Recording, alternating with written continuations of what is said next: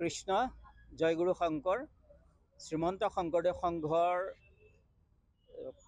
শংকৰদেৱ সংঘৰ ইতিমধ্যে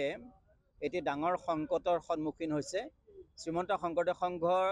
অসম আহোম সম্প্ৰদায়ৰ যুৱ পৰিষদ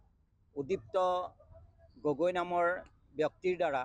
ইতিমধ্যে শ্ৰীমন্ত শংকৰদেৱ সংঘৰ সংবিধান প্ৰতীক ইতিমধ্যে জুই জ্বলাইছে সোণাৰী চহৰত। আৰু সেই বিষয়টোক লৈ পেলানি শ্ৰীমন্ত শংকৰদেৱ সংঘই ইতিমধ্যে অসমৰ গোটেইবিলাক জিলাতে প্ৰতিবাদ সাব্যস্ত কৰিছে। আৰু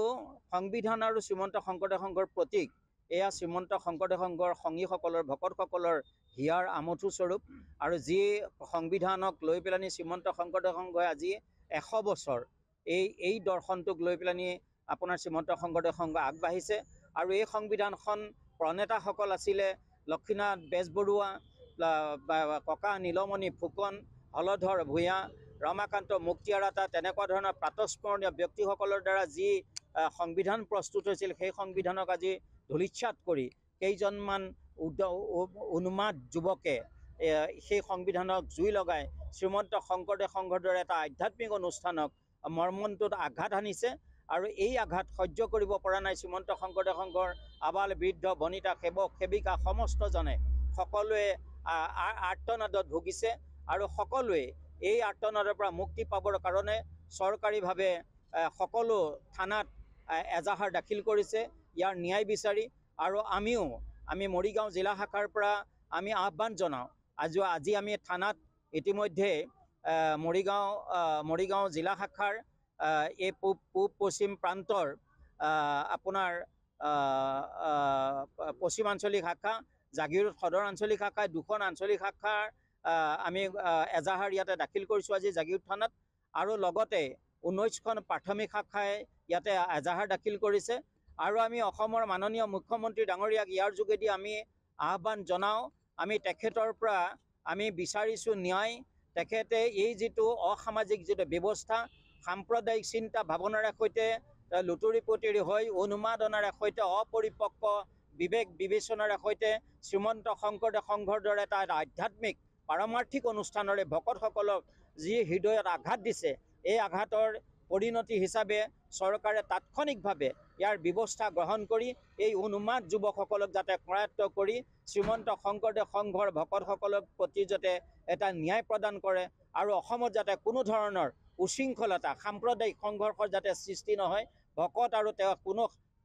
উশৃংখলিত যুৱকৰ মাজত যাতে কোনো সংঘাত সৃষ্টি নহয়, এখন শান্তিপ্ৰিয় সমাজ প্ৰতিষ্ঠা কৰিবৰ কাৰণে শ্ৰীমন্ত শংকৰদেৱ সংঘই অহোপুৰুষাৰ্থ চেষ্টা কৰিছে। সকলো জাতি বৰ্ণ ভাষা নিৰ্বিশেষে শ্ৰীমন্ত শংকৰদেৱ সংঘই একেকাৰ কৰি এখন মহাজাতি গঠন কৰিবৰ কাৰণে শ্ৰীমন্ত শংকৰদেৱ সংঘই যি প্ৰয়াস কৰিছে, এই প্ৰয়াসত যাতে কোনো ধৰণৰ হেঙাৰ নাহে, তাৰ কাৰণে আমি চৰকাৰৰ পৰা বিশেষকৈ মুখ্যমন্ত্ৰী ডাঙৰীয়াৰ পৰা আমি তেখেতৰ হস্তক্ষেপ বিচাৰিছোঁ। আৰু আমি ন্যায় বিচাৰি আজি অসমৰ প্ৰত্যেকখন থানাতেই শ্ৰীমন্ত শংকৰদেৱ সংঘৰ জিলা আঞ্চলিক প্ৰাথমিক শাখাসমূহে আমি গোচৰবিলাক আমি এজাহাৰবিলাক আমি দাখিল কৰিছোঁ। আৰু আমি ইয়াৰ পৰা চৰকাৰৰ পক্ষৰ পৰা আমি ন্যায় পাবৰ কাৰণে আমি আশা কৰিছোঁ। কৃষ্ণ জয়গুৰু শংকৰ শ্ৰীমন্ত শংকৰদেৱ সংঘৰ ইতিমধ্যে এটি ডাঙৰ সংকটৰ সন্মুখীন হৈছে। শ্ৰীমন্ত শংকৰদেৱ সংঘৰ অসম আহোম সম্প্ৰদায়ৰ যুৱ পৰিষদ উদীপ্ত গগৈ নামৰ ব্যক্তিৰ দ্বাৰা ইতিমধ্যে শ্ৰীমন্ত শংকৰদেৱ সংঘৰ সংবিধান প্ৰতীক ইতিমধ্যে জুই জ্বলাইছে সোণাৰী চহৰত। আৰু সেই বিষয়টোক লৈ পেলানি শ্ৰীমন্ত শংকৰদেৱ সংঘই ইতিমধ্যে অসমৰ গোটেইবিলাক জিলাতে প্ৰতিবাদ সাব্যস্ত কৰিছে। আৰু সংবিধান আৰু শ্ৰীমন্ত শংকৰদেৱ সংঘৰ প্ৰতীক এয়া শ্ৰীমন্ত শংকৰদেৱ সংঘৰ সংগীসকলৰ ভকতসকলৰ হিয়াৰ আমঠু স্বৰূপ। আৰু যি সংবিধানক লৈ পেলানি শ্ৰীমন্ত শংকৰদেৱ সংঘই আজি 100 বছৰ এই দৰ্শনটোক লৈ পেলানি আপোনাৰ শ্ৰীমন্ত শংকৰদেৱ সংঘ আগবাঢ়িছে। আৰু এই সংবিধানখন প্ৰণেতাসকল আছিলে লক্ষ্মীনাথ বেজবৰুৱা, ককা নীলমণি ফুকন, হলধৰ ভূঞা, ৰমাকান্ত মুক্তিয়াৰাতা, তেনেকুৱা ধৰণৰ প্ৰাতঃস্মৰণীয় ব্যক্তিসকলৰ দ্বাৰা যি সংবিধান প্ৰস্তুত হৈছিল, সেই সংবিধানক আজি ধূলিচ্ছাত কৰি কেইজনমান উন্মাদ যুৱকে সেই সংবিধানক জুই লগাই শ্ৰীমন্ত শংকৰদেৱ সংঘৰ দৰে এটা আধ্যাত্মিক অনুষ্ঠানক মৰ্মন্তুত আঘাত হানিছে আৰু এই আঘাত সহ্য কৰিব পৰা নাই শ্ৰীমন্ত শংকৰদেৱ সংঘৰ আবাল বৃদ্ধ বনিতা সেৱক সেৱিকা সমস্তজনে সকলোৱে আৰ্তনাদত ভুগিছে আৰু সকলোৱে এই আৰ্তনাদৰ পৰা মুক্তি পাবৰ কাৰণে চৰকাৰীভাৱে সকলো থানাত এজাহাৰ দাখিল কৰিছে ইয়াৰ ন্যায় বিচাৰি আৰু আমি মৰিগাঁও জিলা শাখাৰ পৰা আমি আহ্বান জনাওঁ আজি আমি থানাত ইতিমধ্যে মৰিগাঁও জিলা শাখাৰ এই পূব পশ্চিম প্ৰান্তৰ আপোনাৰ পশ্চিম আঞ্চলিক শাখা জাগিৰোড সদৰ আঞ্চলিক শাখাই দুখন আঞ্চলিক শাখাৰ আমি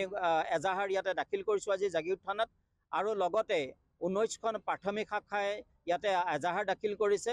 আৰু আমি অসমৰ মাননীয় মুখ্যমন্ত্ৰী ডাঙৰীয়াক ইয়াৰ যোগেদি আমি আহ্বান জনাওঁ আমি তেখেতৰ পৰা আমি বিচাৰিছোঁ ন্যায় তেখেতে এই যিটো অসামাজিক যিটো ব্যৱস্থা সাম্প্ৰদায়িক চিন্তা ভাৱনাৰে সৈতে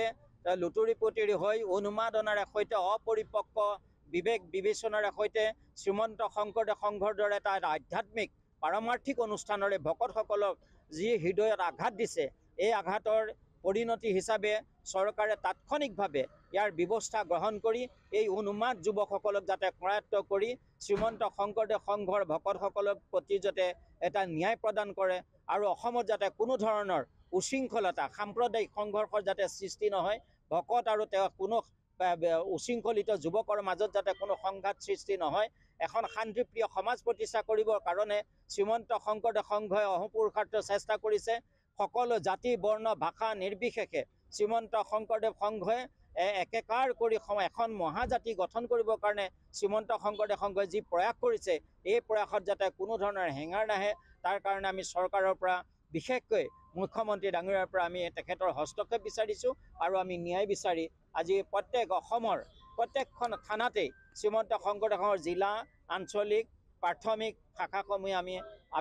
গোচৰবিলাক আমি